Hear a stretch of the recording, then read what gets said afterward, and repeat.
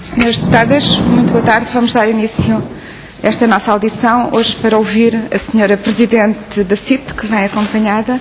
Agradeço muito a presença de ambas e a disponibilidade para estarem connosco e não posso iniciar esta sessão sem deixar de a saudar pelas iniciativas ou pela divulgação da informação que nos fez chegar a quando do Dia da Desigualdade Salarial, dia 6 de março, onde Portugal apresenta um valor de 15,7, portanto é um dos países da União Europeia, mesmo o país da União Europeia onde a desigualdade mais se agravou nos últimos anos. Doutora, passava-lhe a palavra para uma primeira exposição um quarto de hora, sem que com isto queira retirar-lhe tempo para nos apresentar as ideias centrais que tem para nos apresentar nesta comissão, e depois faríamos uma ronda pelos grupos parlamentares e depois dar-lhe novamente a palavra para um comentário ou para responder às perguntas que, entretanto, tiverem sido feitas. Faz favor. Muito obrigada.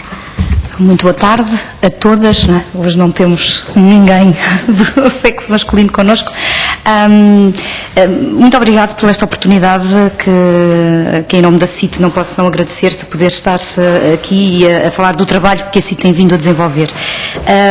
Eu creio que já não vinha cá há 2 anos e, portanto, algumas coisas mudaram e houve algumas evoluções e até alguns problemas que convém, portanto, dar a conhecer. A CIT continua, portanto, com a sua missão de promoção da igualdade de género entre homens e mulheres no trabalho e no emprego, com uma grande vocação jurídica, que temos vindo efetivamente cada vez mais a sublinhar.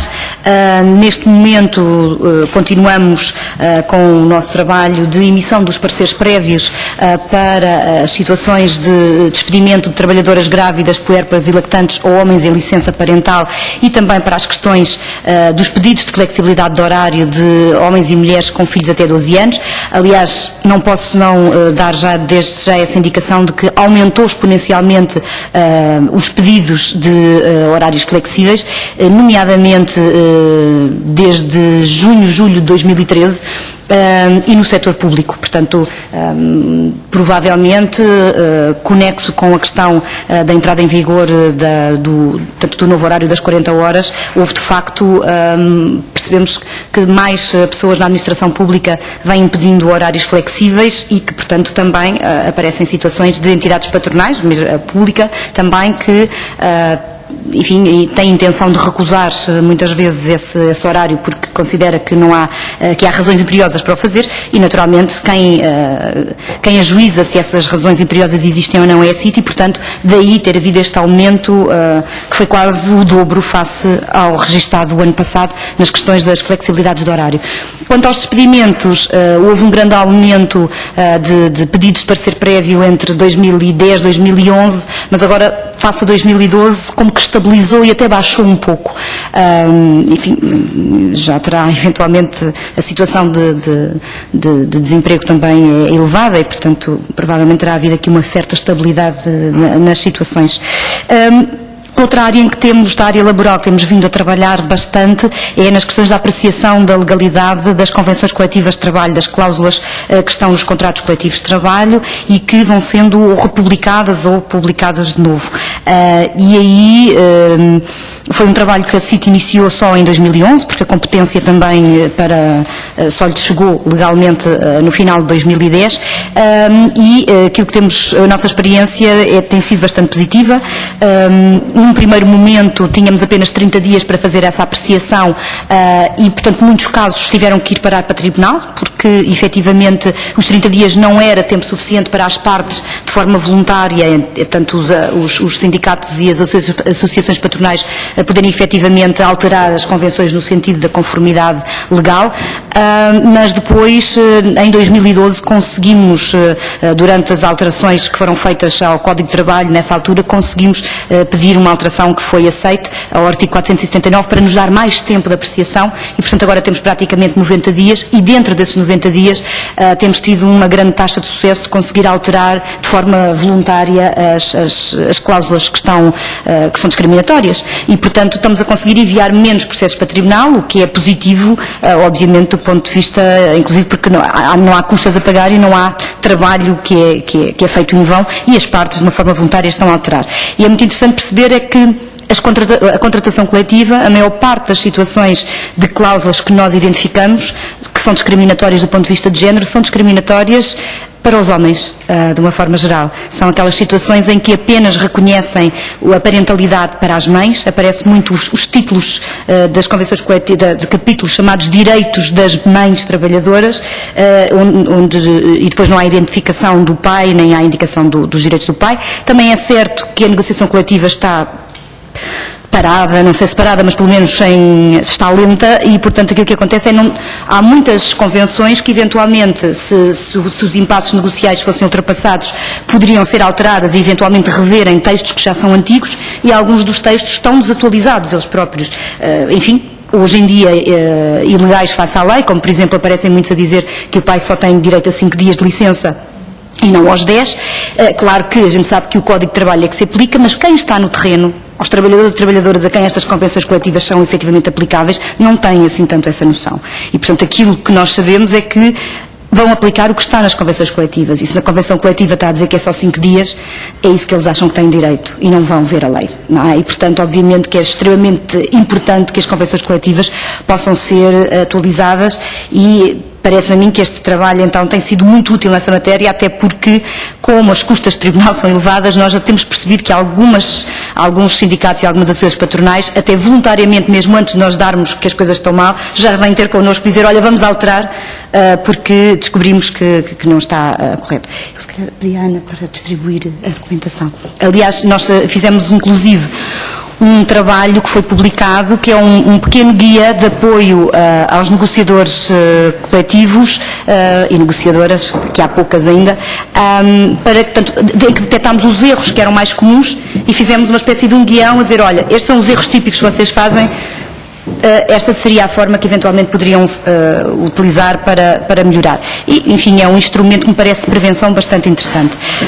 Isto ligado também a toda esta atividade jurídica, naturalmente tentamos depois extravasá-la para o real através de projetos, sensibilização, informação e formação. No fundo, temos vindo a tentar criar aqui uma estratégia tripla de atuação, que é obviamente na parte jurídica, na parte da aplicação do direito e da garantia da aplicação do direito, o que nos fez também aproximar-nos da Autoridade das Condições de Trabalho. Temos neste momento projetos no terreno, também um guião que fizemos com eles de apoio aos inspectores e inspectoras de trabalho para melhor identificarem situações de desigualdade de género e também, na verdade, sensibilizá-los para esta matéria. Na sequência disso, os planos de atividade da ACT desde há 2 anos já incluem ações específicas para esta matéria da promoção da igualdade de género no trabalho e no emprego e estamos com um projeto de formação com inspectores e inspectoras de trabalho. Aliás, ainda ontem, há 2 dias, estive em Lisboa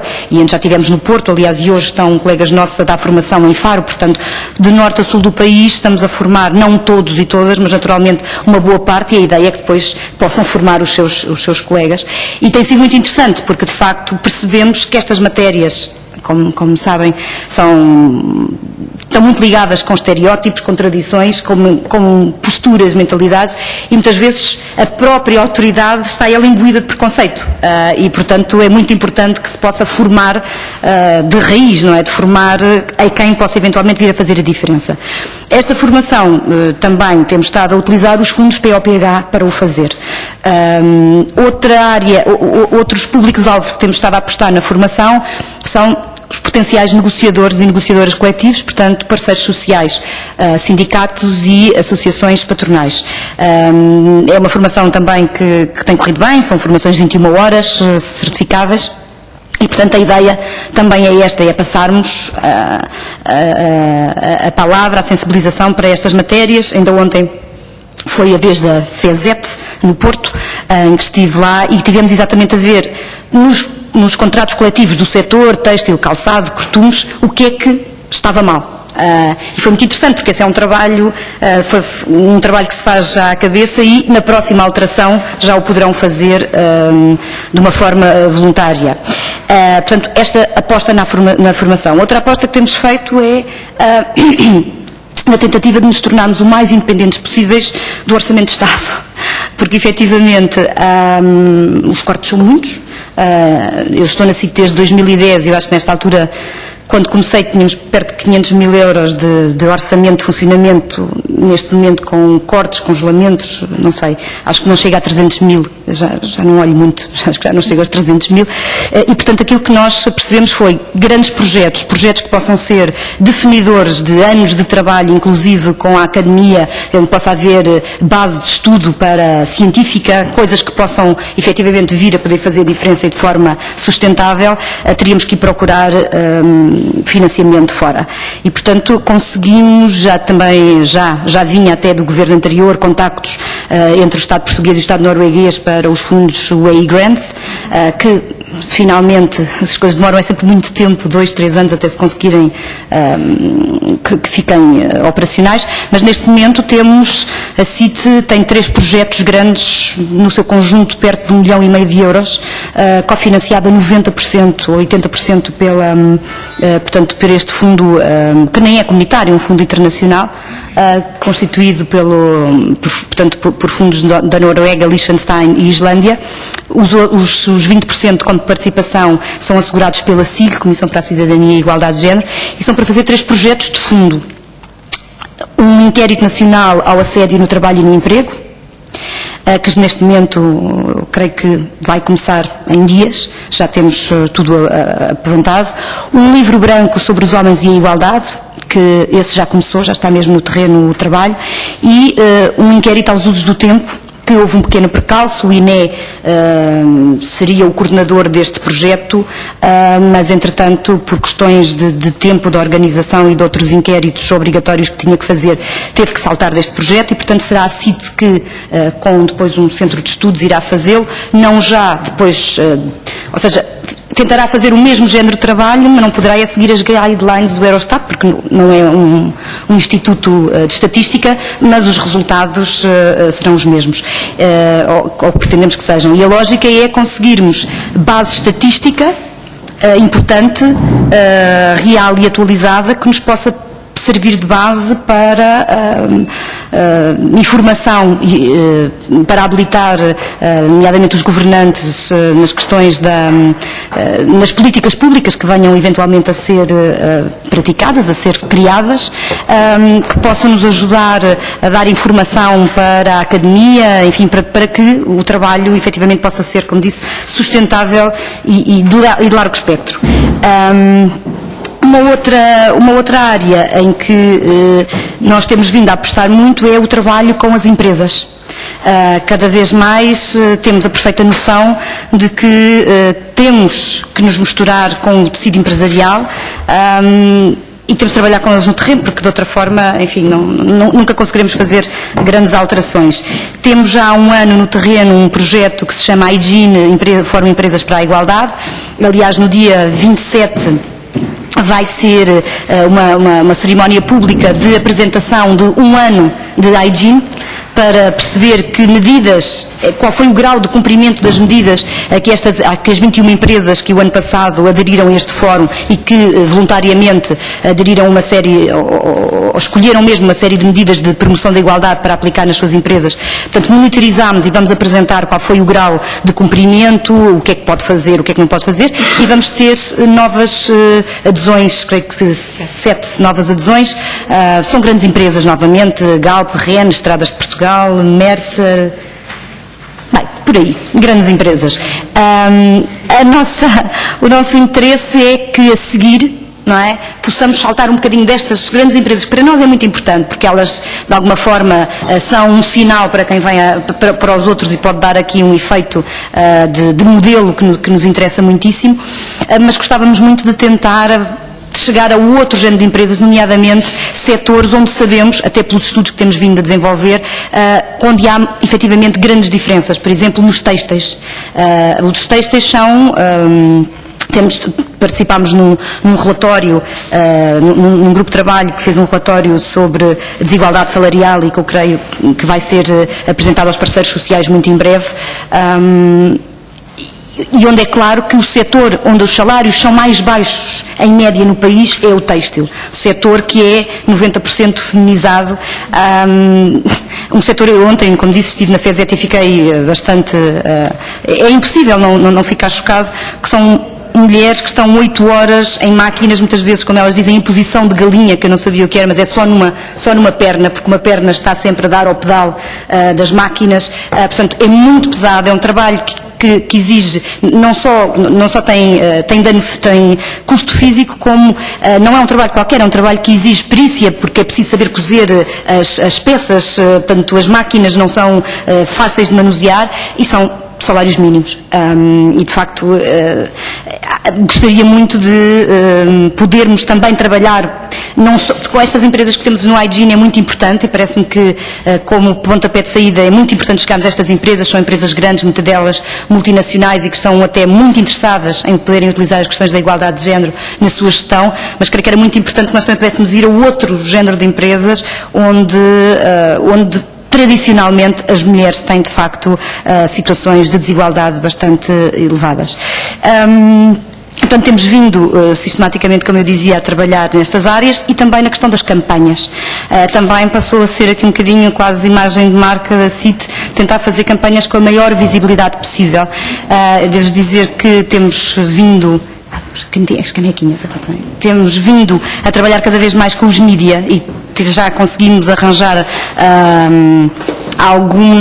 alguns colegas e algumas colegas que acreditam nesta questão da promoção da igualdade de género, e isso naturalmente é muito importante quando nós conseguimos localizar focos nos mídia para isto, e de facto fizemos uma campanha em outubro sobre conciliação trabalho-família, que depois a Ana já vos vai passar aí também um pequeno folheto. Foi uma campanha também com uma divulgação bastante grande, que lá está, conseguimos a Catarina Furtado para dar a voz ao spot, naturalmente tudo a preço zero, mas que obviamente passa uma mensagem e vende a ideia, e isso também é algo que nós começámos a perceber, de que não podemos estar sozinhos nisto, temos que ir buscar pessoas que tenham visibilidade na sociedade para o fazer, e esta campanha então teve spot publicitário, passou spots de rádio, e conseguimos ir a vários programas de televisão, portanto dar a conhecer o que era estas questões da conciliação trabalho-família. Temos uma pequena brochura que tem a indicação de quais são os direitos de conciliação que já estão previstos na lei, porque também temos esta noção de que há um desconhecimento grande dos direitos que já existem, nomeadamente as questões ligadas à flexibilidade de horário, teletrabalho, trabalho parcial. E agora, muito recentemente, tivemos a campanha do dia 6 de março, que a minha colega depois vai-vos passar aqui a nossa canequinha, que foi a que nós oferecemos a todos os CEOs do PSI 20 e mais outros empresários de grandes empresas, também há alguns jornalistas, e que significa, ou pelo menos aquilo que nós tivemos a ideia, foi a metáfora perfeita para o que se passa na questão das desigualdades de género, que é, à partida, é tudo preto, parece que não há nada, parece que não há desigualdade nenhuma, e depois basta olhar um bocadinho com mais atenção e já se vê, mas depois elas já fazem a brincadeira convosco. E pronto, e no fundo é isto que temos vindo a fazer, é tentar apostar na nossa visibilidade. Temos também, entretanto, criámos uma página de Facebook onde as pessoas podem diretamente colocar questões e nós respondemos. Temos vindo cada vez mais a participar mais em ações de sensibilização, informação, até temos protocolos com imensas associações da sociedade civil, inclusive empresas que vendem fraldas e que fazem demonstrações em feiras de grávidas, e nós vamos com eles para podermos passar naturalmente a dar a conhecer a questão dos direitos, porque parece-nos que ao fim de tanto tempo ainda somos um bocadinho invisíveis, e portanto esse é um problema que nós queremos passar. E pronto, e acho que assim uma primeira ronda. Doutora Sandra Ribeiro, muito obrigada pelas informações que nos trouxe, pelo trabalho que tem desenvolvido em prol da igualdade entre homens e mulheres no trabalho e na empresa. Eu passava a palavra à deputada Rita Rato, que já deu, do PCP. Obrigada, Sra. Presidente. Queria também começar por cumprimentar a doutora Sandra Ribeiro e a sua equipa hoje aqui, agradecer o facto de ter vindo aqui à Comissão e ter nos enviado com antecedência estes elementos importantes. Dizer também que não podia deixar de o fazer, o PCP discordou da hora em que íamos fazer esta audiência, porque sempre que recebemos e bem a CIT, temos sempre tempo e condições objetivas de tempo para discutir com a matéria, com a importância que estas matérias exigem. Não houve entendimento sobre isso e cá estamos hoje. Dizer que às 3 horas começa o plenário e, existindo uma interpelação do PCP hoje ao Governo, vou ter que sair inevitavelmente às 3, mas independentemente disso, gostaria de colocar-lhe também algumas questões. Desde logo com a questão da atualidade do Dia Internacional da Mulher e as razões e as reivindicações que tiveram na luta pelo Dia Internacional da Mulher. A luta das 8 horas, a luta da igualdade salarial, a luta do direito ao voto. Essa é provavelmente aquela que foi consagrada de forma mais efetiva, porque quer as 8 horas de trabalho, quer a igualdade salarial é uma reivindicação que continua por cumprir. Dizer também que nós não desligamos aquela que é hoje a realidade da vida das mulheres e das mulheres trabalhadoras, designadamente da realidade mais geral de desvalorização do trabalho e dos trabalhadores, de agravamento da exploração e de empobrecimento também dos trabalhadores e de largas camadas da população. Dizer que nós entendemos que hoje a realidade concreta dos locais de trabalho é uma realidade marcada pela violação da lei e marcada por um conjunto de ilegalidades e desrespeito por direitos fundamentais que são inseparáveis dos tempos que hoje vivemos. E nós entendemos que, desde logo aquilo que aqui nos coloca relativamente à recusa por parte da administração pública no horário flexível relativamente às 40 horas, é bem disso o exemplo de como é que a administração pública foi sempre um farol para o setor privado e hoje é exatamente o contrário, porque a equiparação dos direitos por baixo leva exatamente ao agravamento da exploração de todos os trabalhadores, seja do público, seja do privado. Nós tivemos inclusivamente conhecimento de situações em que na administração pública os trabalhadores, e dirigimos recentemente uma pergunta ao Governo sobre isso, os trabalhadores estão a ser convidados pelas suas chefias a abdicar dos seus direitos de maternidade e paternidade, porque para bem do funcionamento dos serviços, com falta de trabalhadores ainda mais necessários, e portanto é feito esse convite aos trabalhadores. E portanto eu acho que existe um grande caminho por fazer relativamente à consciência efetiva dos seus direitos por parte de todos os trabalhadores, mas daquela pelo menos que é a nossa opinião e do nosso conhecimento das denúncias que nos vão chegando, é designadamente da ineficácia das ações inspectivas e punitivas. Porque esta é uma matéria que também importava dizer. Nós, quando da discussão do Orçamento de Estado para 2014, tivemos a oportunidade de colocar isso ao Ministro do Emprego e da Segurança Social, de o irónico que é ser a própria ACT a acabar com o horário flexível. Na ACT, na Autoridade para as Condições de Trabalho. Assim como foi uma situação irónica a existência de falta de inspectores na ACT para cumprir aquilo que são, para fazer cumprir a lei nos locais de trabalho e, portanto, isto ser hoje, de certa forma, um prémio à violação dos direitos, porque a fiscalização efetiva, a ação punitiva e inspectiva exatamente não tem condições de intervir na esmagadora maioria dos locais de trabalho. E, portanto, de certa forma, o Governo, pela ineficácia e pela não garantia de condições materiais e humanas à ACT, o que está a dizer às empresas é que violem a lei, porque nós não queremos fiscalizar o cumprimento da lei. E isto é profundamente gravíssimo. Isto acompanha naturalmente os direitos de maternidade e paternidade, mas os direitos dos trabalhadores de forma mais geral.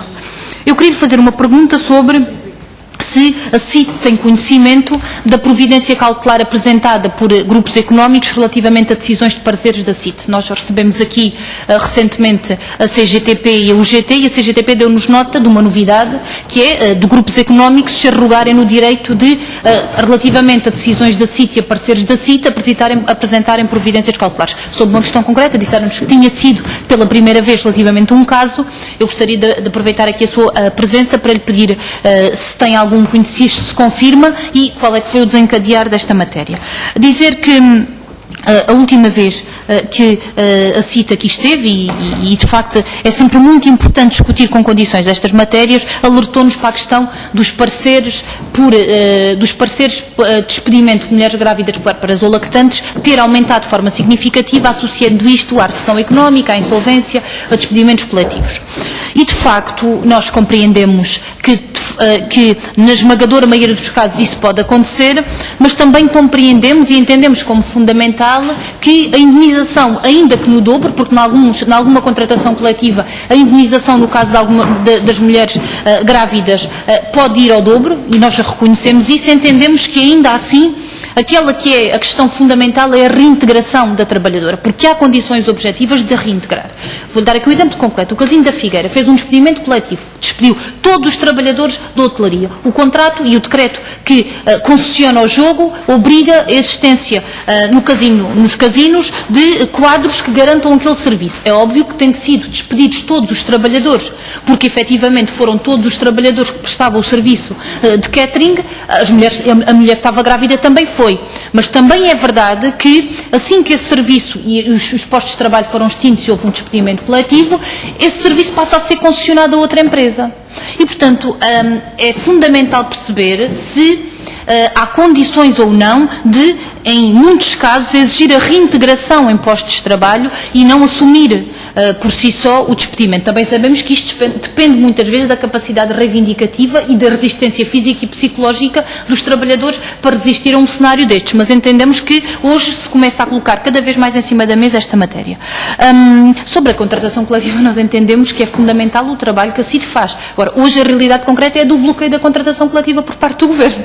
Portanto, nem se trata sequer, nós hoje nem estamos nesse patamar, estamos no patamar do bloqueio completo da contratação coletiva. E isso é inaceitável. Para terminar mesmo, dizer o seguinte, alertou-nos aqui para a redução orçamental da CIT. Nós, quando a discussão do Orçamento de Estado, colocámos esta questão à Secretária de Estado sobre os impactos que isto teria, assegurou-nos que não teria impactos do ponto de vista do funcionamento da CIT, mas eu gostaria de perguntar se existe necessidade ou não de reforço dos meios humanos, designadamente num contexto de aumento dos processos relativamente a esta matéria. Mesmo para terminar, as resoluções que foram aprovadas no Parlamento por unanimidade no dia 8 de março de 2013 continuam todas por cumprir. E eu nem vou falar, deveria falar, da questão do combate, de um Plano Nacional de Combate às Discriminações Salariais, diretas e indiretas, em que a CIT e a ACT teriam aqui um papel fundamental e para a qual o Ministério da Solidariedade e do Emprego não fez nada. Mas eu nem vou falar disso, vou falar da fiscalização de uma das resoluções aprovadas que previa a fiscalização do acordo de adesão ao Fórum de Empresas para a Igualdade, que integrava as empresas Banco Espírito Santo, Banco Santander, Tota, Bahia do Tejo, Carris, CTT, EDP, Gebalis, Grupo Auchan, Grupo CH, IBM, Imprensa Nacional Casa da Moeda, Microsoft, Nestlé, PSA, Peugeot Citroën, Portugal Telecom, RTP, Vistion, Xerox, Portos de Leixões, Setúbal e Sines. Foi um acordo que foi que foi assinado em 2013 entre a CIT e estas empresas. E eu gostava de saber, porque a resolução está aprovada, qual tem sido feita a fiscalização da CIT, que estava prevista designadamente no acompanhamento das seguintes matérias: valorização dos salários e complementos remuneratórios, eliminação das discriminações, respeito e cumprimento dos direitos de maternidade e paternidade, garantia do direito de articulação da vida pessoal e respeito pela contratação coletiva. Eu, assim, de repente, só me estou a lembrar umas. Por exemplo, a Imprensa Nacional Casa da Moeda está a atravessar dias difíceis relativamente a muitos destes direitos e, por isso, entendemos que era fundamental também aqui a vossa presença para este esclarecimento. Muito obrigada. Obrigada, Sra. Deputada. Passava a palavra à Sra. Deputada Isabel Moreira, do Partido Socialista. Muito obrigada, Sra. Presidente. Muito obrigada pela vossa presença. Eu acho que a explicação foi muito elucidativa e importante. Há, evidentemente, muitas perguntas que poderiam ser feitas, sobretudo porque nos foi enviada a documentação antes, mas eu queria só fazer um comentário que eventualmente pudesse suscitar da vossa parte, que estão no terreno, algum contracomentário nesse sentido.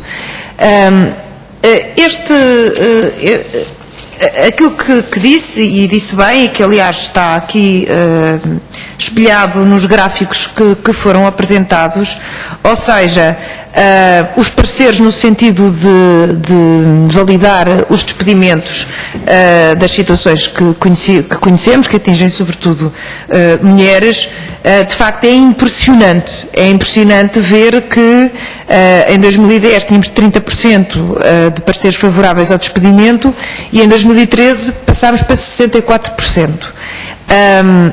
Esta dobragem, apesar da presunção de não existência de justa causa no artigo 64 do Código de Trabalho, que, como bem referem, não foi por causa disso, quer dizer, foi por causa das circunstâncias económicas e financeiras em que o país vive. Às vezes, lendo alguns dos vossos pareceres, o próprio trabalhador está de acordo.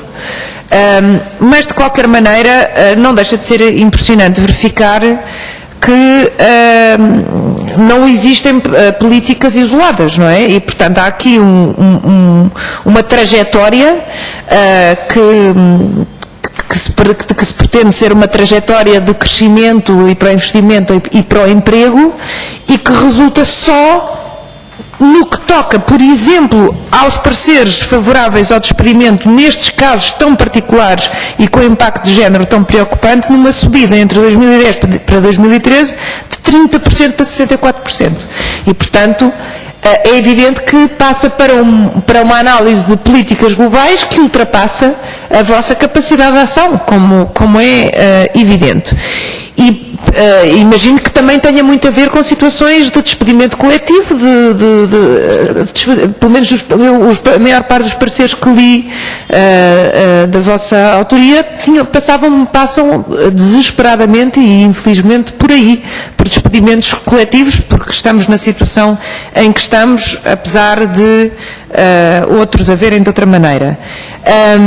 Mas a verdade é que também há uma alteração crescente da legislação laboral, também invocando como justificação o crescimento do emprego, como as alterações das regras da extinção do posto de trabalho ou do despedimento por inadaptação, que fica por provar esse nexo de causalidade que, do meu ponto de vista, já foi quebrada há muito tempo pela Organização Internacional de Trabalho, que, enfim, era uma organização de referência nossa e de tantos países, que foi, permita-me a expressão, pelo cano em termos de referência no direito do trabalho.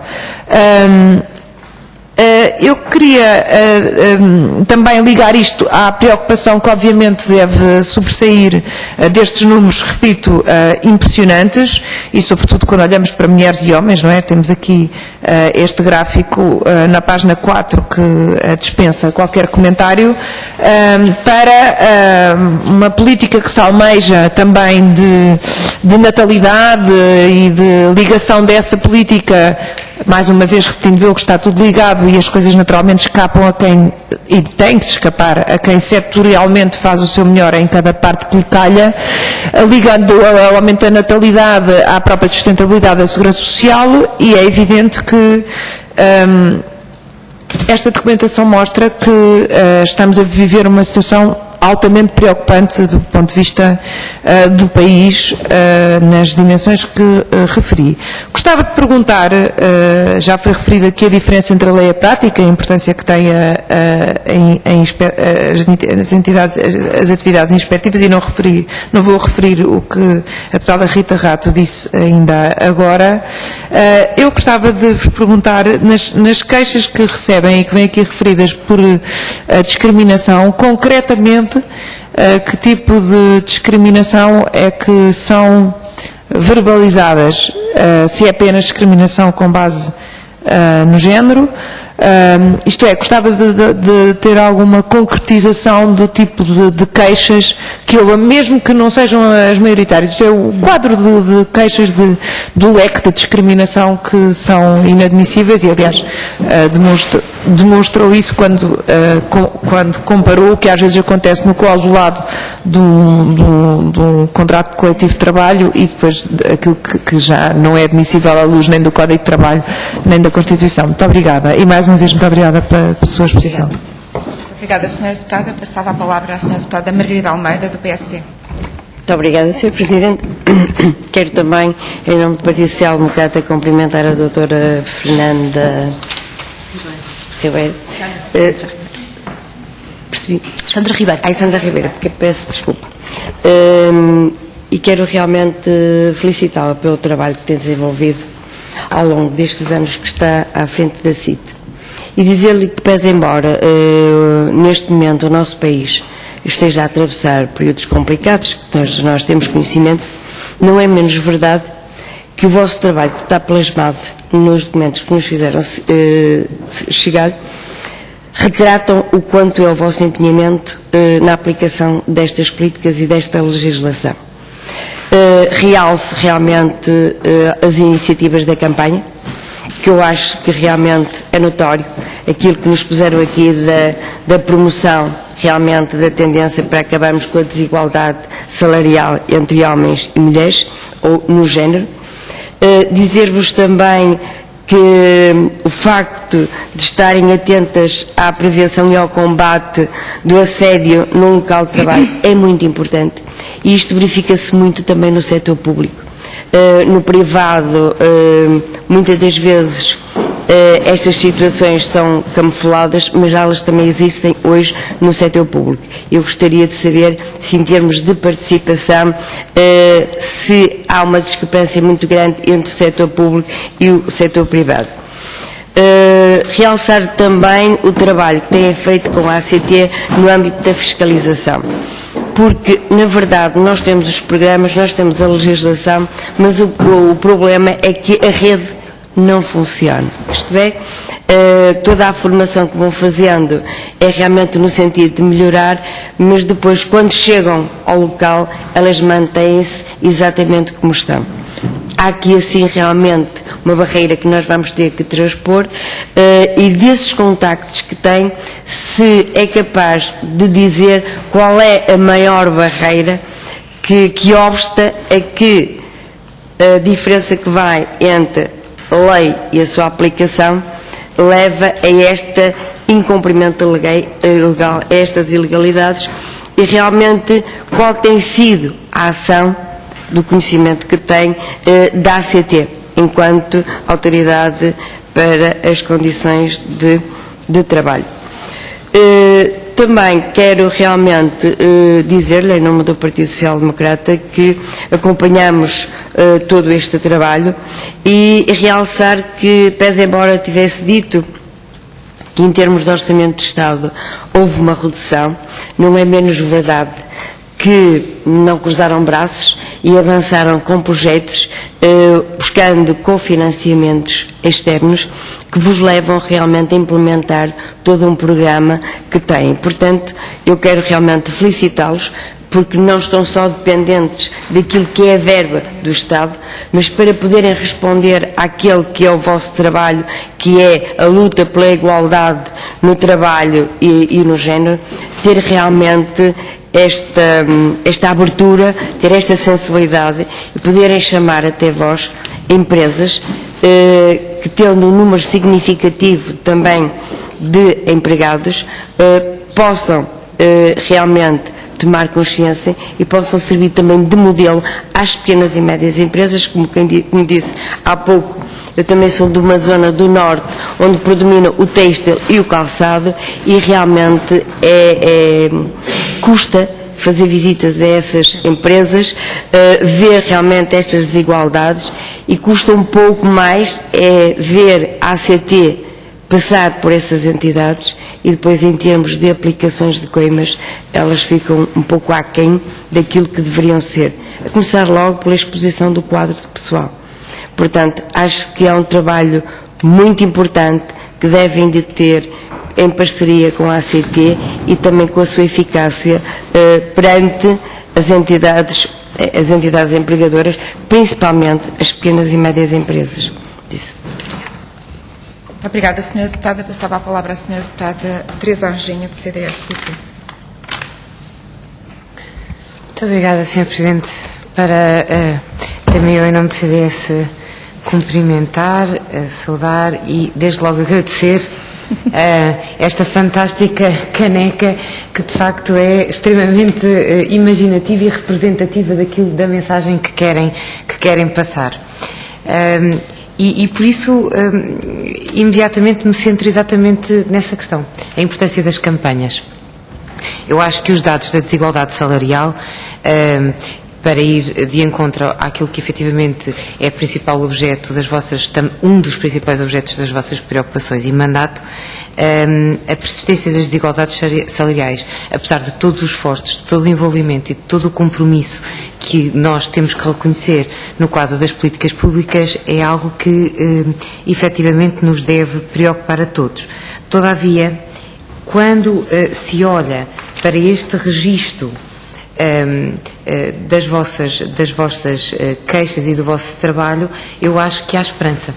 Até porque, como sabe, sigo atentamente já de outras alturas aquilo que a CIT faz, e realmente aquilo que eu aqui encontro, nomeadamente em relação aos pareceres e à apresentação das queixas, é um claro compromisso da parte da CIT na divulgação do seu trabalho, na consciencialização da parte das pessoas em geral dos seus direitos, e que por sua vez levam ao aumento do número de queixas e, consequentemente, ao aumento do número de pareceres, independentemente de eu também ter que aqui reconhecer de que nós vivemos circunstâncias extremamente difíceis e que essas circunstâncias difíceis se têm refletido também, enfim, no tecido empresarial português, num aumento do desemprego, sendo que nesse aumento de desemprego aumenta também, como é óbvio, e todos nós bem sabemos e temos que o reconhecer, a particular vulnerabilidade das mulheres, que desde sempre que estão sujeitas a um maior risco de pobreza,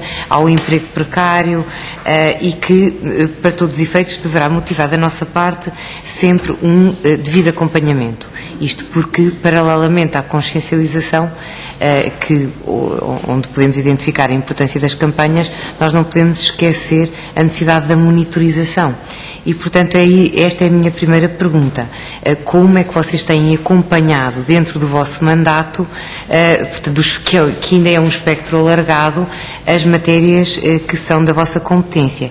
E centro-me nomeadamente, eu bem sei que esta é uma questão que acaba por ser tangente, mas se têm refletido sobre as questões relacionadas com o uso do tempo e com o facto de, efetivamente, as mulheres continuarem a ter, os homens estarem dedicados mais ao tempo, a um trabalho pago, e as mulheres terem cerca de 2 a 3 horas de dedicação a trabalho não pago.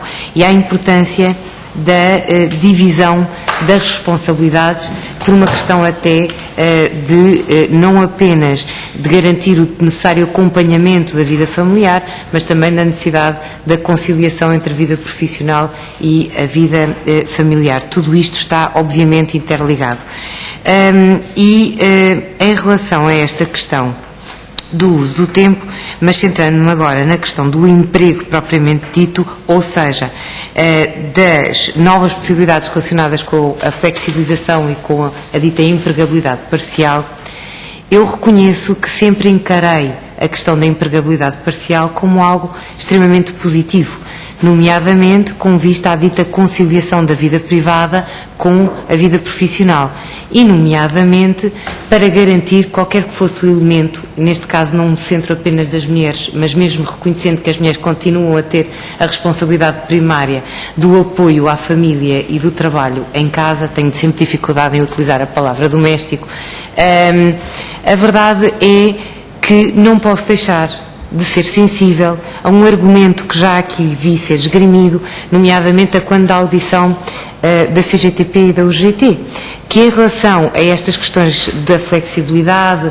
do trabalho em casa, encaram sempre como, independentemente da bondade que possa estar subjacente no acompanhamento que possa ser dado à família, que poderá levar a um abuso da utilização destes instrumentos que eu entendo como positivos. E que todos nós sabemos, por exemplo, no norte da Europa, admitindo todavia que a cultura é muito diferente da nossa, a verdade é que as mulheres recorrem muitas vezes exatamente a este trabalho em casa e à empregabilidade parcial, e em Portugal estão maioritariamente no tal full-time. Ou seja, qual é que é o vosso entendimento das virtualidades e do acompanhamento que se possa fazer para, a meu ver, instrumentos que se querem positivos no acompanhamento sejam efetivamente positivos e eficazes e não deturpados ao abrigo de uma cultura que possa, de alguma forma, nesta matéria,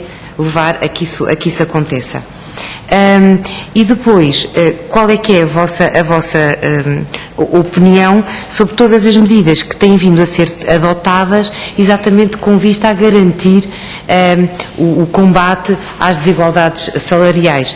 Recentemente, bom, isto já tinha sido afirmado numa resolução no ano passado, no dia 8 de março, e felizmente, até pelas próprias efemérides que decorreram daí, voltou a ser reafirmada porque se reconheceu a importância disso, de suscitar o debate na concertação social, uma resolução recente do Conselho de Ministros deste 5 de março, de suscitar o debate na concertação social sobre o relatório referente às diferenciações salariais por ramos de atividade, que já tinha sido referido e aprovado naturalmente numa resolução, na igual resolução e paralela resolução de 2013. Como é que entende que de facto poderá ser a eficácia destas medidas? Porque eu entendo-as como um compromisso político muito sério e muito importante por parte do Governo numa matéria que nos deve mobilizar a todos. Muito obrigada.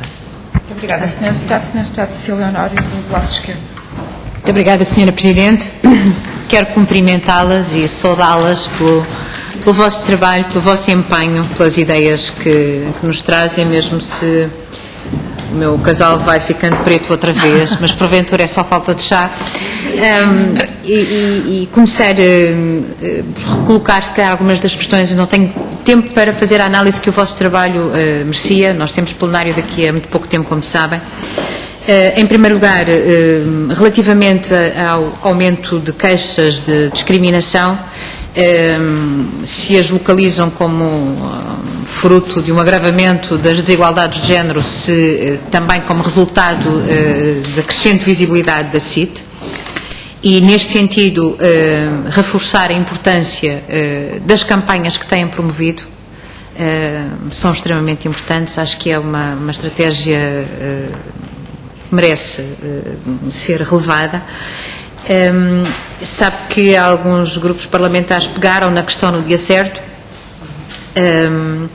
com este espanto que há algum tempo atrás, quando nós fazíamos este debate, havia um argumento, pelo menos do lado da sua Secretária de Estado: este país não é dos piores, há países numa situação muito, muito pior, o que era factual face às estatísticas conhecidas, mas há um objetivo agravamento da desigualdade salarial, com alguns anos, enfim, com uma inversão, mas há um agravamento, e esse agravamento é muito preocupante, e nós debatemo-lo no quadro do entendimento das mulheres como vítimas das políticas de austeridade no quadro da crise. Não sei se é vosso entendimento que o devam comentar. Em todo o caso, nós não podemos fazer estes debates sem termos em linha de conta que as mulheres são vítimas destas políticas de austeridade e que estes indicadores sobre o agravamento da desigualdade salarial nos devem preocupar muito. E nesse sentido, perguntar-lhes, apontam alguns casos de boas práticas, nomeadamente da Bélgica, da França e da Áustria. Também sei que não devem comentar, ou não, porventura não têm interesse em comentar as resoluções de conselhos de ministros, mas se é vosso entendimento que se poderia ir mais longe no âmbito destas boas práticas, quer na divulgação, análise dos relatórios, quer no plano das sanções, se neste quadro comparativo conhecem exemplos que poderiam ser inspiradores no combate às desigualdades salariais que se têm agravado desta forma. Saudar o trabalho que têm feito também com a ACT, com as limitações já aqui colocadas relativamente aos recursos da própria ACT, e perguntar-lhes se há expectativa de impacto desta formação que tem sido desenvolvida e deste reforço, deste estreitar da articulação que apresentam no vosso relatório. E sobre as questões do emprego a tempo parcial. Eu sei qual é a vossa esfera de intervenção, mas é um debate que está na ordem do dia, recolocado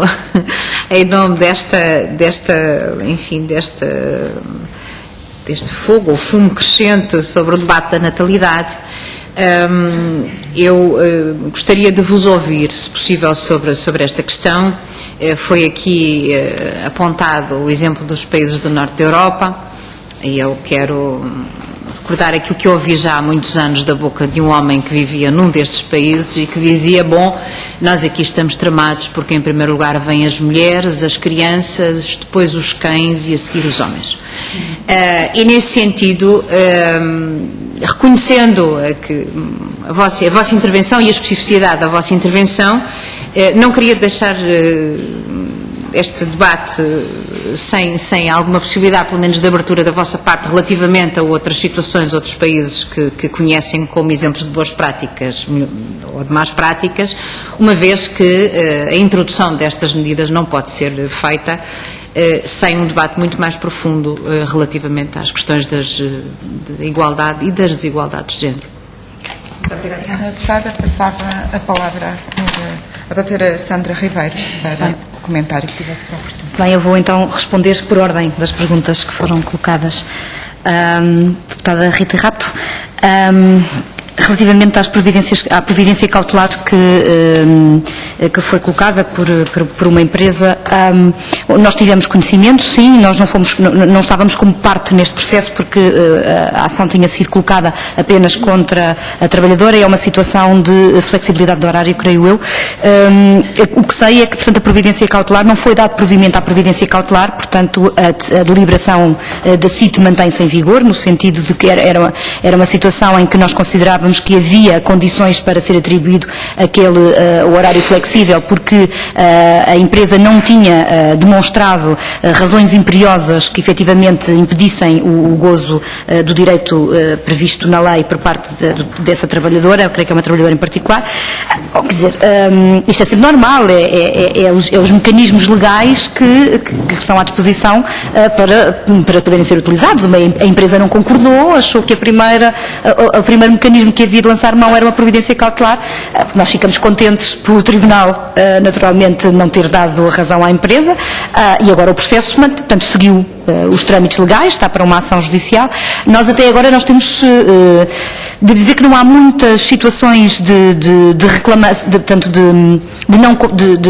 casos que cheguem a tribunal, há alguns, e aqueles que chegaram até agora, a CIT nunca viu, portanto, nunca foi dada uma sentença no sentido de que a decisão da CIT era ilegal ou extrapolava as suas competências. Eu creio que esta questão aqui em particular da previdência cautelar, uma das razões que dizem é que provavelmente a CIT extrapola as suas competências quando vai analisar as questões em concreto, que supostamente estará a ir muito a fundo para analisar se há portanto, o porquê das discriminações. Mas isso é uma coisa também que eu acho que é muito importante perceber, que a CIT, de facto, funciona quase como uma provedoria na área da igualdade de género no trabalho e no emprego. E naturalmente que só há uma maneira de analisar se efetivamente está a haver ou não discriminação, que é efetivamente ir à procura de factos e fazer o contraditório com esses factos e tentar procurar, e tentar fazer prova, não há outra hipótese, não é?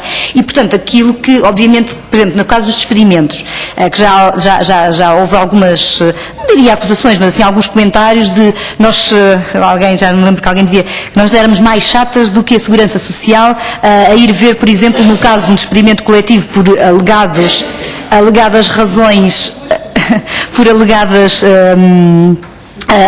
razões económicas, em que nós queremos que nos envie, pedimos, enquanto serviço da administração pública e usando da prerrogativa, então que nos façam prova de que de facto há dificuldades económicas, que efetivamente os balanços, que o volume de negócios diminuiu e tudo isso, e obviamente não podemos, só porque a empresa diz estamos com dificuldades económicas, e dizer ok, então isto é justificativo para fazer o despedimento desta trabalhadora grávida. E às vezes já não é a primeira vez que nos acusam disso, mas eu acho que é a única forma de fazer este trabalho. Não podemos ir verificar a presunção da discriminação ou iludi-la, se efetivamente nós não tivermos como verificar se aquilo que é alegado corresponde à realidade ou não. Portanto, eu diria, a CIT não está muito preocupada com esta providência, ainda por cima não lhe foi dado provimento, e outros casos que surjam, enfim, se a CIT por alguma razão não esteve bem, não é? É uma deliberação de um órgão colegial, não é? Porque não são decisões da Presidente da CIT, nem tampouco o ato administrativo é, exatamente porque é uma deliberação de um órgão colegial, não é suscetível de recurso hierárquico para qualquer tutela, só pode ser, portanto, impugnada judicialmente. É a separação de poderes, enfim, se estivermos mal, que nos digam, portanto, que haja uma sentença a dizer que a CIT não esteve bem, é normal. Até agora eu diria que nós não estamos preocupados, fazemos o nosso trabalho o melhor possível, temos uma votação que não é fácil, porque nós somos uma pequena comissão permanente de concertação social, não é? Porque estamos sempre, todas as nossas votações são tripartidas e equiláteras, e portanto, as nossas decisões são o mais neutral possível, parece-me. Relativamente à questão do despedimento das trabalhadoras grávidas, sobre a questão da reintegração, depende tanto dos casos. Há muitas trabalhadoras que, mesmo havendo uma situação de discriminação em que a CIT reconhece e diz não, este despedimento não pode acontecer porque é discriminatório, as próprias trabalhadoras dizem não, eu não quero mais ir para ali, não é? Pois claro, porque obviamente é uma situação muito difícil. Não é? Outras situações, de facto, naturalmente que as reintegrações serão possíveis. Sobre se a CIT precisa de reforços de meios humanos, claro que a CIT precisa de reforços de recursos humanos. O nosso volume de trabalho tem vindo a aumentar. Nós fomos perdendo algumas pessoas, porque é natural, porque a CIT não tem quadro de pessoal próprio, não é? Portanto, todas as pessoas que trabalham na CIT estão em mobilidade, que vêm de outros serviços. E a CIT tem uma relação umbilical com o Instituto do Emprego e Formação Profissional muito forte, em que os recursos humanos lhe são providos via Instituto do Emprego e Formação Profissional. E, naturalmente, neste momento há dificuldade de recursos humanos em quase todos os serviços, não é? E portanto, não é fácil. Nós estamos sempre à procura de outras pessoas e, principalmente agora que temos estes projetos grandes em mãos, nós precisamos mesmo de arranjar outras pessoas, nem que seja por prestação de serviços, por conta exatamente dos projetos que estamos a executar. Mas, enfim, nós estamos a articular esta questão com o Instituto de Emprego e Formação Profissional. Eu diria, a situação não é de ruptura, nem pouco mais ou menos, nós estamos a conseguir funcionar bem, mas poderíamos funcionar muito melhor, obviamente. E claro que devo dizer que estou um bocadinho apreensiva, porque agora, com todos estes projetos grandes, é muito bom termos ganho estes projetos, mas agora eles têm que ser executados, não é? E isso, obviamente, também vai trazer aqui mais uma necessidade, mas eu creio que vamos conseguir resolver esta questão com o Instituto do Emprego e Formação Profissional. Relativamente às resoluções do ano passado, e aquela em particular que falava na fiscalização do hygiene, do grupo, portanto, das empresas para a igualdade. Bom, a CIT não tem poderes de fiscalização, naturalmente, mas aquilo que nós fazemos é que temos vindo a trabalhar com estas empresas. Aliás, eu creio que na informação que vos enviei vinha essa questão. Portanto, existe uma task force que é feita com as próprias empresas e que nós temos vindo a monitorizar o desenvolvimento das medidas, e agora, no dia 27, vai ser apresentado publicamente um relatório sobre a evolução destas medidas. Algumas foram executadas, outras não foram, outras estão a meio caminho, naturalmente, mas não podendo ainda adiantar, porque o relatório ainda não está completamente preparado, creio que o impacto é positivo. Houve realmente coisas que foram feitas em concreto em muitas empresas, mas ainda há naturalmente um grande caminho a percorrer. Agora, estas empresas foram aquelas que, voluntariamente e pelo seu pé, decidiram aderir a este projeto. Ir atrás delas, como é dizer, pressioná-las, talvez também possa ser um bocadinho contraproducente. Agora, obviamente, que não é pelo facto de elas terem criado estas empresas que isso as torna já num limbo intocável, obviamente que não. Mas, enfim, há também que reconhecer que este projeto não é para cumprir a lei, é para fazer além, é para fazer boas práticas. Pois há muitos casos que não, mas isso aí a Inspeção do Trabalho é a sua competência. nós não temos essa competência de ir fiscalizar se efetivamente aquilo que nós fazemos é no que conhecemos naturalmente, e muitas vezes posso lhe dar, por exemplo, um caso, que é o artigo 144 do Código do Trabalho, que é sobre a comunicação da não renovação de contratos de trabalho a termo. Que a CIT só tem que ser comunicado à CIT, se foi ou não foi. Portanto, só tem que ser comunicado à CIT a não renovação. Não há qualquer obrigatoriedade de fundamentação e nós não temos competência para ir analisar se eventualmente aquela não renovação é movida por discriminação. Mas o que nós fazemos sempre é, sempre que as trabalhadoras entram em contacto connosco e perguntam, a minha empresa contactou, a minha empresa disse-vos, e nós temos uma base de dados. Não disse. Imediatamente mandamos para a ACT para a aplicação de lei, para a aplicação de coima. Portanto, aquilo que tentamos é estabelecer ao máximo aqui ligações e sempre que nos apercebemos, e às vezes mandam-nos contratos de trabalho, por exemplo, em que nós percebemos, somos juristas, olhamos para aquilo e dizemos, isto não é um contrato a termo, isto na verdade é um contrato sem termo, já passaram os prazos todos, e o que nós fazemos é também mandamos à ACT, não com papelinho amarelo, mas metemos ali, não é a nossa competência, mas parece que este contrato não está muito bem. Obviamente que eu acho que isto faz sentido, que é a ligação entre serviços, não é? Num trabalho que é articulado. E isso sim, nós vamos fazendo. Isabel Moreira. Viva. Pois, de facto, esta questão de haver... já várias vezes me colocaram esta questão e eu sempre que analiso isto, e já temos tido até discussão mesmo com os parceiros sociais, até pareceria que a CIT tinha se tornado menos rigorosa na apreciação. E de facto não tem que ver com isso, tem que ver é que é quase tudo despedimentos coletivos. De antes nós tínhamos muitos despedimentos por causa individual, subjetiva, e agora é quase tudo despedimentos coletivos, muitos deles de empresas totalmente, todos os trabalhadores vão para fora, quer dizer, porque nós também temos alguns despedimentos coletivos em que nós consideramos que há discriminação, porque às vezes percebemos que andaram a pescar ao anzol nas secções os trabalhadores e as trabalhadoras. Muitas vezes isso nota-se. E quando nós notamos, quando dos dados, por exemplo, muitas vezes critérios de aplicação, critério para selecionar os trabalhadores a serem despedidos. E numa secção utilizou-se um critério, na secção ao lado utilizou-se um critério completamente contrário, obviamente que se anda à procura de trabalhadores. E aí nós, naturalmente, que fazemos parecer no sentido de oposição ao despedimento. Agora, a questão é que atualmente, a maior parte dos casos é despedimentos, muitos deles secções inteiras que são extintas, muitas situações em que as próprias empresas encerram, e de facto aí é muitíssimo complicado, e claro que não há mais trabalhadoras grávidas a serem despedidas, há muitos mais homens e mulheres a serem despedidos, e no meio desses aparecem muitas mulheres. Claro que também me pareceria que era inocente da minha parte se eu não tivesse a percepção de que às vezes num despedimento coletivo lá se vai aproveitar para aquela trabalhadora que está grávida, mais tarde ou mais cedo só vai dar problemas, vai faltar mais, porque exatamente a partilha, lá está a partilha das responsabilidades familiares, parentais, ainda não são assim tão grandes, e já sabemos que são as mulheres que irão potencialmente faltar mais, e aproveita-se para, enfim, esta mulher ir também para fora. E isso é verdade. As queixas. Em concreto, que tipo de queixas é que vamos recebendo mais? E nós só tratamos em função do género.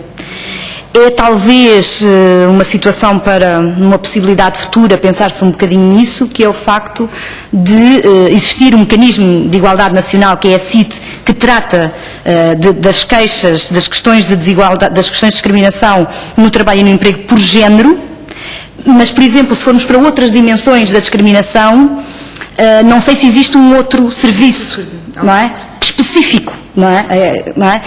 A provedoria naturalmente é sempre ampla, mas sei lá, por exemplo, coisas que já nos apareceram, de situações, por exemplo, de ser discriminado porque é gordo. Já aconteceu. De ser discriminado porque fuma muito, de ser discriminado porque não sei o quê, porque tem um cheiro mais... Bem, que raras situações nós possamos imaginar e que eventualmente às vezes parece que não sabe exatamente qual será o serviço ao qual se deve dirigir para avaliar estas questões. Mas estou-me a lembrar, por exemplo, quando foi o casamento entre pessoas do mesmo sexo, que nessa semana, em que foi, ou 2 semanas a seguir, enfim, um mês, que começaram a surgir muitos casos na CIT de pessoas que não tinham sido discriminadas até ali, mas desde o momento em que apresentaram a certidão de casamento ou que indicaram de que queriam casar, começaram a ser discriminadas no trabalho. E a CIT não podia avaliar essas questões porque só o género, e não tivemos ginástica mental ou legal para conseguir imaginar que estas questões também poderão ser de género, não é? Essa diretiva diz isso. E portanto, eu lembro que na altura, por exemplo, a questão passou para a SIG, mas a SIG tem uma vocação que não é exatamente a vocação de análise de queixas e de resolução legal de queixas. E depois o caso passou para a ACT, que naturalmente terá tratado, mas que a sensibilidade não é exatamente a mesma, porque é uma instituição muito mais generalista. Enfim, é só um exemplo, mas talvez... Não quero interromper essa pequena discussão. Eu sei que é só de género, mas quando uma mulher se discriminada, a queixa é discriminada por ser mulher ou especifica por estar grávida? Exatamente.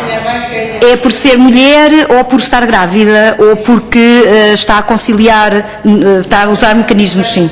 Sim. E normalmente aí é ligado à maternidade, portanto à parentalidade. Por exemplo, a questão da aleitação. A questão da aleitação é uma questão que dá muitas queixas. Quando é que... por exemplo, na falta de acordo entre a entidade patronal e a trabalhadora para gozar as 2 horas, quem é que portanto, é a trabalhadora ou é a entidade patronal que, na falta de acordo, deve decidir? Nossa posição é que é a trabalhadora, naturalmente, ela é que sabe quando é que deve ou não deve dar de mama ao filho.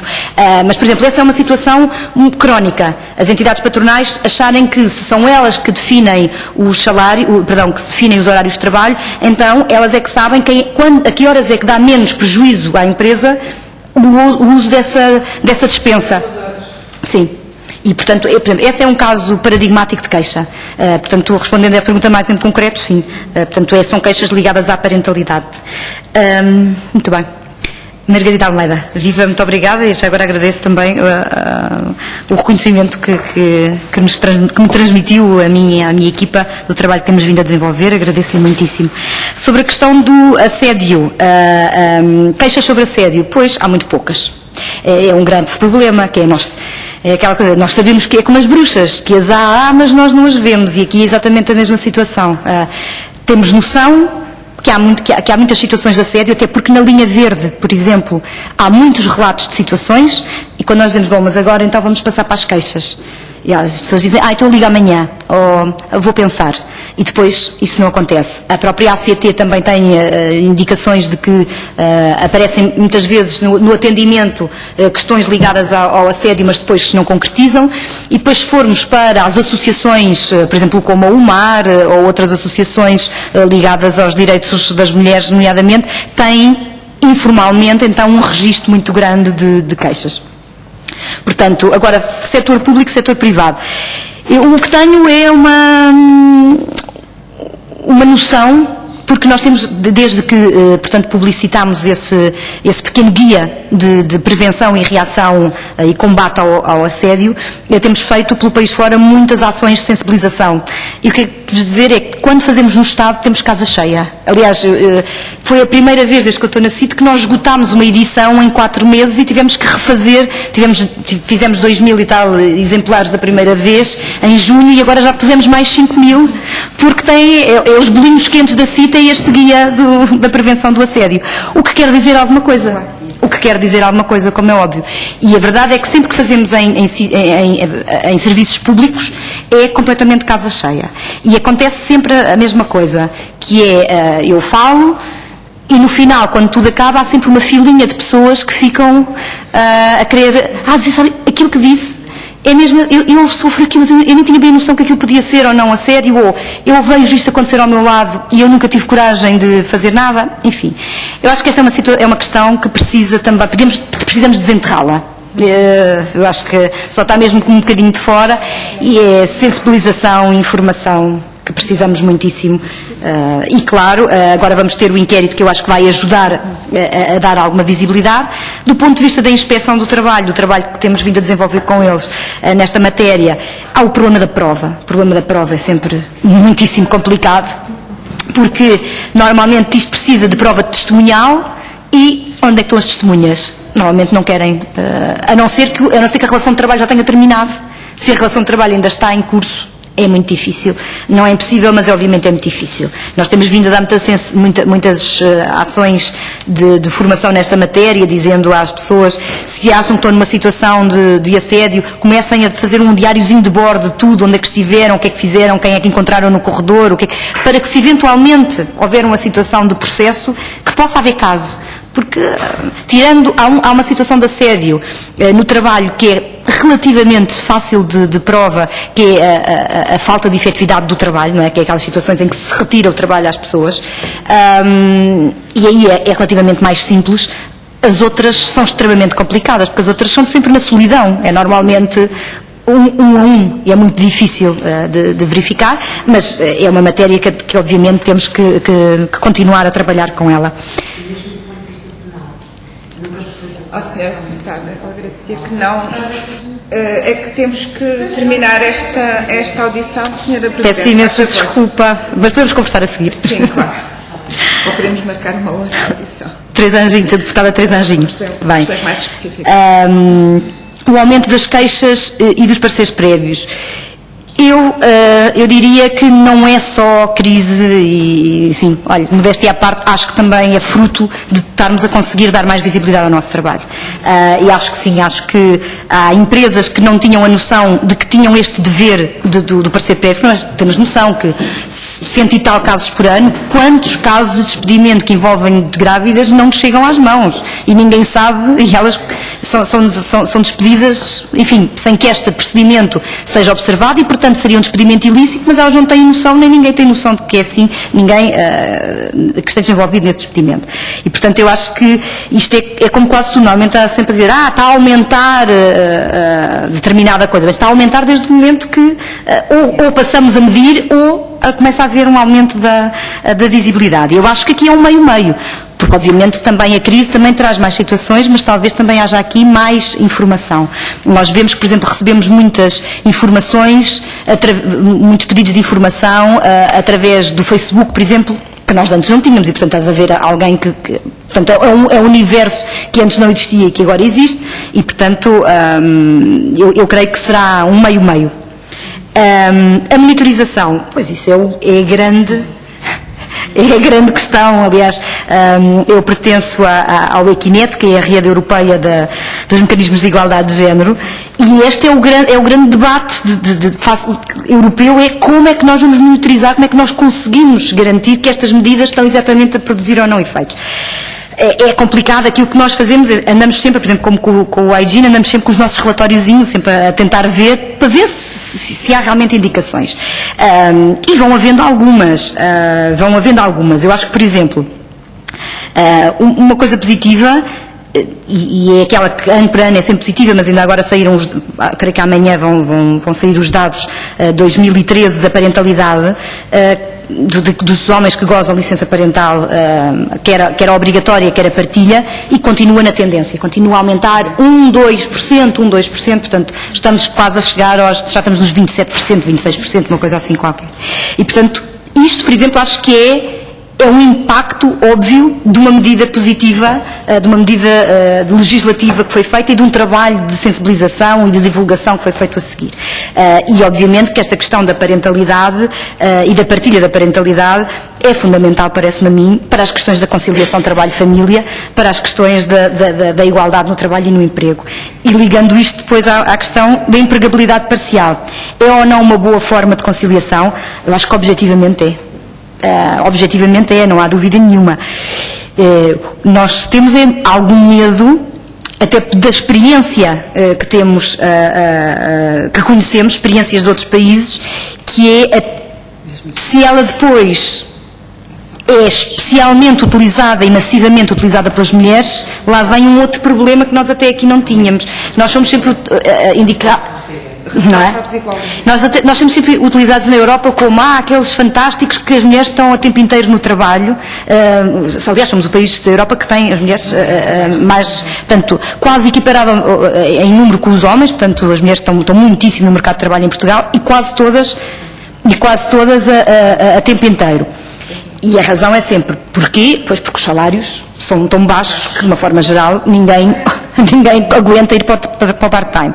Mas depois os países nórdicos, por exemplo, não sempre em muita discussão e até costumam utilizar um termo que é a grande armadilha do trabalho parcial, que é aquilo que durante tantos anos foi utilizado e foi indicado como uma bandeira de boa conciliação, de conciliação trabalho-família e que ajudava a regenerar o mercado de trabalho, ao mesmo tempo faz com que a Suécia tenha uma diferença salarial mais elevada que Portugal, por exemplo. E é por isto, porque obviamente nós podemos dizer o que quisermos, mas ninguém há de chegar a chefe da empresa a trabalhar a part-time. Ninguém há de progredir na carreira a trabalhar a part-time. Claro que isto pode ser, se conseguirmos trabalhar só durante um ano, durante dois, só que o problema é que depois fica. Se for distribuído. A tendência é que fica, a tendência é que depois, quando quer voltar a tempo completo ao mercado de trabalho, normalmente tem muita dificuldade. Agora, se nós conseguíssemos arranjar aqui uma situação de que o part-time tivesse que ser partilhado, De forma igual, para homens e mulheres. tivesse que ser. Eu confesso que aí, eventualmente sim, porque de outra forma tenho quase a certeza, infelizmente, que o que vai acontecer... Presidente, eu peço imensa desculpa. Eu tenho que ir embora, eu tenho que... abreviar.